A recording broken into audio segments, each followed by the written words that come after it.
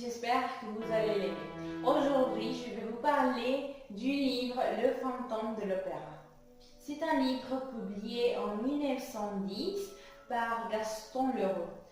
L'édition dans laquelle je vais parler, c'est grâce à la bibliothèque virtuelle de Québec.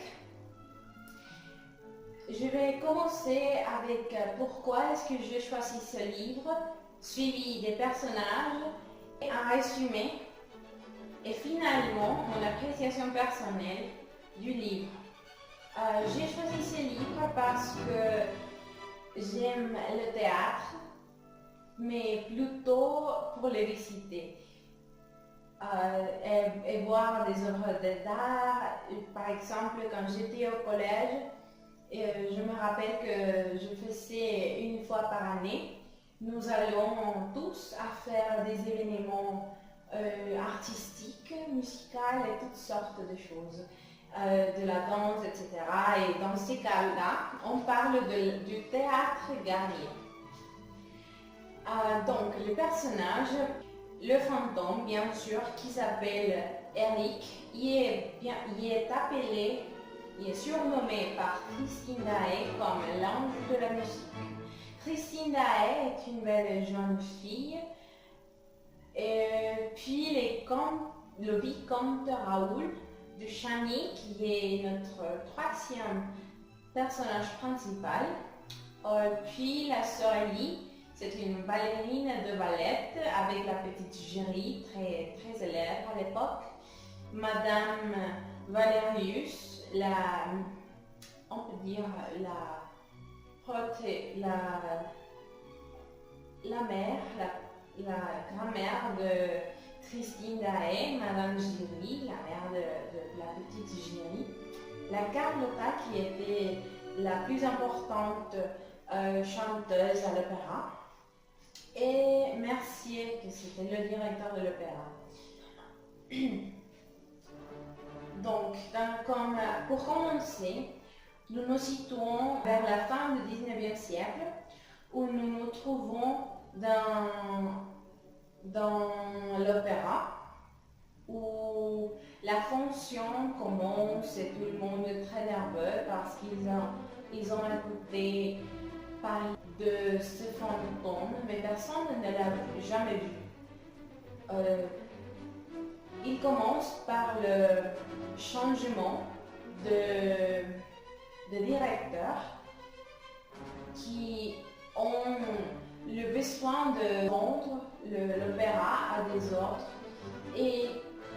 mais ils ont mis un contrat qui était en encre rouge et avec une typographie différente de lettres qui disait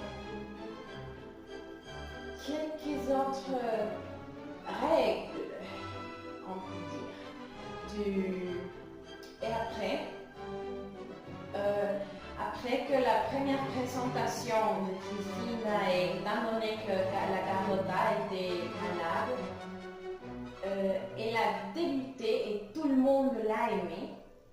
Comme ça, elle a eu une reconnaissance incroyable de tout le monde dans l'opéra et dans le public, principalement du fantôme, qui c'était l'homme que la voyait et qui était tellement amoureuse d'elle, mais aussi à notre personne. C'était le vicomte de Chagny, un ancien ami de l'enfance de Christine Daae. Il lui parlait si doucement et lui rappelait tout ce qu'ils ont vécu pendant leur enfance. Après avoir fait différents types de présentations, Christine Daae a été reconnue. Puis dans une présentation que faisait Christine Daae, elle a été prise par le fantôme au milieu d'une présentation. Et c'est ainsi que tout le monde se préoccupe, principalement le comte de Chagny, parce que Au début, il écoutait à elle, à Mademoiselle Daé, parler avec quelqu'un, mais il n'a jamais vu quelqu'un justement écouter ce qu'elle parlait avec quelqu'un d'autre. C'était la voix d'un homme qui lui disait tu dois m'aimer, mais elle ne faisait pas beaucoup d'attention. Mais le comte toujours écoutait ce type de choses. Une fois, il a suivi dans le chemin jusqu'à arriver dans l'encontre avec le fantôme. Mais elle ne croyait pas que c'était un fantôme, c'était plutôt un ange que son père lui a laissé depuis sa mort. Son père jouait le violon, il était excellent, tout le monde l'aimait aussi. Et c'est comme ça qu'elle s'est tombée amoureuse de la musique. Et c'est comme ça comme elle s'est connue avec le vicomte de Chagny. Donc, après qu'elle a été volée, elle a été volée par le fantôme. Le fantôme lui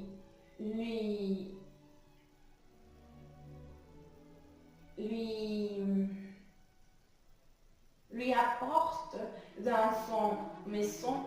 Mais où est-ce que le fantôme vivait? D'où est-ce que le fantôme venait?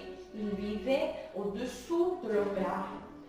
Avant, dans la construction de l'opéra, j'ai lu qu'il y avait une source d'eau au-dessous de l'opéra que le faisait il avait une difficulté pour qu'elle soit sèche. Et c'est pour cela qu'ils ont fait un houche entre le sous de la terre et l'opéra, et ils l'ont construit dans un endroit.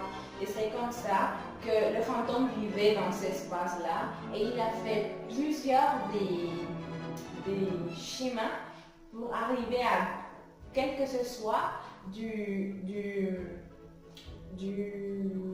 l'opéra.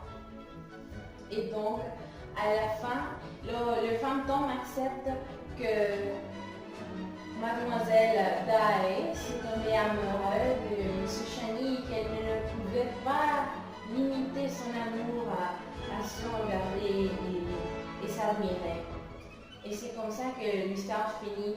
Le fantôme, Eric, enfin mouru, et Christine se marie avec le comte. Et c'est comme ça que le rumeur de l'histoire de fantôme s'est publié autour du monde. D'après moi, c'est un livre très intéressant parce que j'ai bien aimé les personnages, la manière dans laquelle est mise en œuvre et aussi le rythme de l'écrivain Gaston Leroux. Il n'a pas écrit beaucoup de livres, mais Le Fantôme a été un des plus célèbres. Et donc, je crois que c'est tout. Merci de votre attention et on se voit à la prochaine vidéo.